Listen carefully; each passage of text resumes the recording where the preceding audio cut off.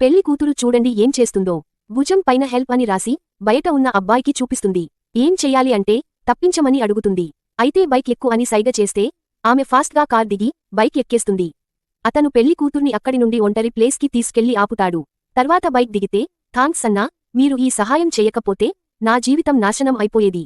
మా ఇంట్లో నాకు ఇష్టం లేని పెళ్లి చేస్తున్నారు, కానీ నేను వేరే అబ్బాయిని లవ్ చేశాను, అతను నాకోసం వెయిట్ చేస్తుంటాడు అని వెళ్లబోతుంటే ఆమె చెయ్యి పట్టుకుని ఆపుతాడు.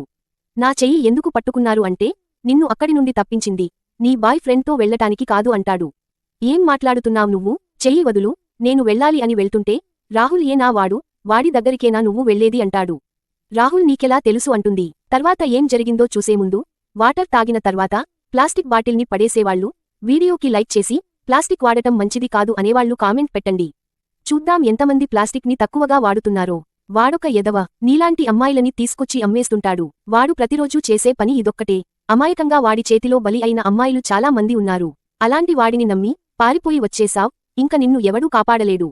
అయినా ఇంట్లో వాళ్లని మోసం చేసే మీలాంటి అమ్మాయిలకి ఇలానే జరగాలి అని తిడతాడు. Download ShareChat.